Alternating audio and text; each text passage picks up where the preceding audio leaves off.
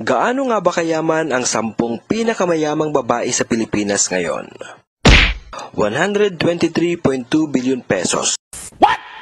Ito ang net worth ng pinakamayamang babae sa Pilipinas ngayon ayon sa Forbes magazine. Pero bago natin i-reveal kung sino ang Pinay na ito, unahin muna nating banggitin ang mga babaeng pasok sa listahan ng 10 pinakamayamang babae sa Pilipinas ayon sa Forbes magazine. Number 10, Gokongwei Sisters. Para sa ulat na ito, hindi natin paghihiwalayin ang net worth ng Gokongwei Sisters na sina Robina, Lisa, Faith, Hope at Marcia Gokongwei dahil kasama sa kanilang reported net worth ang kayamanan ng nag-iisa nilang kapatid na lalaki na si Lance Gokongwei. Ilan sa kanilang negosyo ay ang Cebu Air Incorporated, Universal Robina Corporation, Robinsons Land Corporation, Robinsons Retail Holdings, Altus Property Ventures Incorporated, Robinsons Bank Corporation at JG Summit Olefins Corporation. Ayon sa Forbes magazine, ang net worth ng Gokongwei siblings ay $3 billion o katumbas sa 168 billion pesos. Wow! Number 9, Helen Yurchenko D.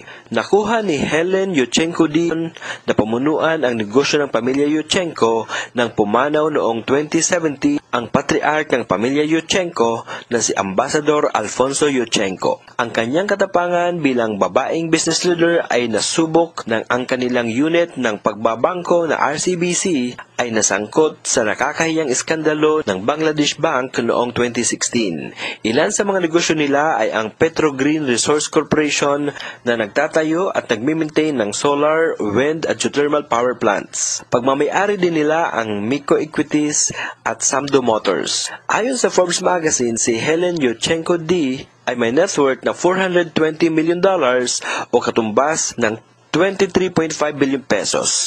Wow! Number 8, Betty Ang. Siya ang presidente ng Mond Nissen, isa sa pinakamalaking tagagawa ng pagkain sa Pilipinas at nangungunang producer ng biscuits at noodles sa bansa. Ang Mond Nissen ay pag-aari ng pamilya ng kanyang asawa na nagmamay-ari din ng PT Kongguan Biscuits sa Indonesia.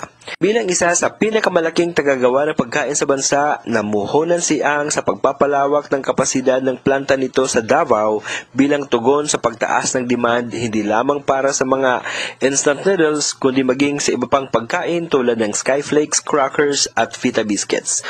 Ayon sa Forbes magazine, si Betty Ang ay may net worth na $695 million o katumbas sa 38.9 billion pesos. Wow! Number 7, Josephine Gutyanum Yap. Siya ang Direktor, President at Chief Executive Officer ng Philinvest Development Corporation, Philinvest Land at Philinvest Hospitality Corporation. Director din siya ng East West Banking Corporation, Philinvest Alabang Incorporated, FDC Utilities Incorporated. Bilang President at CEO ng Philinvest Development Corporation na kinabibilangan na ngayon ng retail, banking, agribusiness, power generation at hospitality, inamin niya na wala siyang oras para sa pagpapakasawa sa kanyang mga libangang tulad ng golf at painting. Ayon sa Forbes magazine, ang babaeng ito ay may net worth na $850 million o katumbas sa 47.6 billion pesos. Wow! Number 6, Maria Grace Yao Uy. Si Maria Grace Yao Uy ay ang co-founder, President at Chief Resource Officer ng Converge ICT Solutions Incorporated. Bago ang posisyong ito, siya ay Chief Financial Officer at Executive Vice President ng Comclark Network and Technology Corporation at Angeles City Cable Television Network. Sa edad na 55, si Maria Grace Yao Uy ay ang pinakabatang babae sa listahan ng pinakamayamang Filipina. Ayon sa Forbes magazine, ang combined net worth ni Maria Grace at ng kanyang asawa na si Dennis Anthony Uy ay katumbas sa $930 million o 53 billion pesos. Wow! Number 5, Gretchen Open Coangco.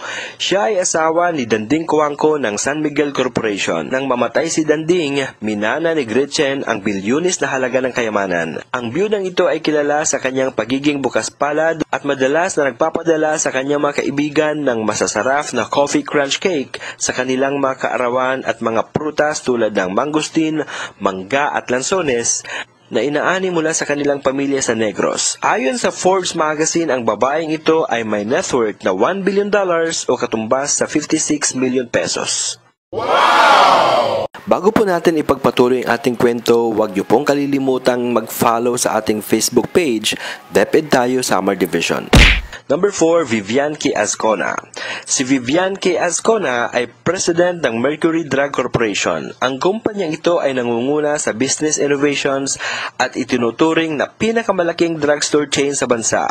Siya ang nakaisip ng serbisyo ng gamot padala na nagbibigay daan sa mga kliyente na mag-order ng kanilang mga gamot para ma-pick up at maihatid. Inilunsad din niya ang sikat na Suki Card kung saan ang mga tapat na customer ay nakakaipon ng puntos sa bawat pagbili at pagkatapos ay ginagamit ang mga ito para sa mga rebate. Kasama sa iba pa niyang mga innovations ay ang Value Card, in-store adult flu and COVID vaccination at isang mobile phone app at marami pang iba. Ayon sa Forbes, ang babaeng ito ay may net worth na $1.2 billion o 67.2 billion pesos. Number 3, Susan Ko. Siya ang nagtatag ng Pure Gold kasama ang kanyang asawang si Lucio noong 1998. Binuksan ang unang outlet nito sa kahabaan ng Show Boulevard sa Mandaluyong. Ito ay nakaset up bilang isang wholesale at supplier ng mga consumer goods na nasa reasonable price para sa kanilang partners na sari-sari stores sa ilalim ng kanilang tindahan ni Aling Puring program. Sa ngayon, aabot sa mahigit 800,000 ang mga members nito. Nag-host ito kamakailan ng isang malaking convention kasama ang kanilang mga kasosyo na dinaluhan ng mahigit 10,000 may-ari ng sari-sari store. Ayon sa Forbes, ang pinagsamang net worth ni Susan at ng kanyang asawa ay aabot sa $2.3 billion o katumbas sa 72.8 billion pesos. Number 2, Elizabeth T. C. Siya ang President at Chairperson ng SM Hotels and Conventions Corporation o SMHCC.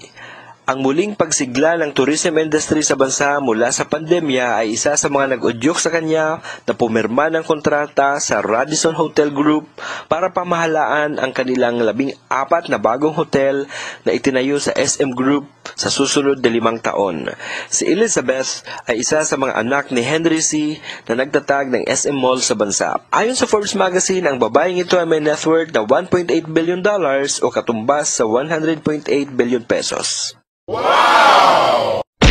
At ang ating number 1 ay si Teresita C. Coson. Bukod sa pagiging Vice Chairperson ng SM Investments, Co-Chairperson ng SM Super Malls at Chairperson ng BDO Unibank, si Tessie C. Coson ay may hawak ding management at advisory post sa board ng SM Prime Holdings Incorporated, BDO Private Bank Incorporated, BDO Leasing and Finance Incorporated at BDO Capital. Ang babaeng ito ay nagtataglay ng lakas at karakter at pamumuno na minsang ipinakita ng kanyang yumaong ama na si Henry C. Ayon sa Forbes, ang babaeng ito ay may net worth na $2.2 billion o katumbas sa 123.2 billion pesos. Ang mga babaeng ito ay patunay na ang pag-unlad sa buhay ay hindi nakabase sa lahing pinagmulan. We cannot choose our parents, but we can choose to be better than our parents. Sila ay mga paalala na ang pag-unlad sa buhay ay nakabase sa tamang mindset, skills at values. Sa mundong ito, tiyak na mas uunlad ang mga taong nangarap na maging employer o may-ari ng negosyo kaysa sa mga taong nangarap lang na maging empleyado.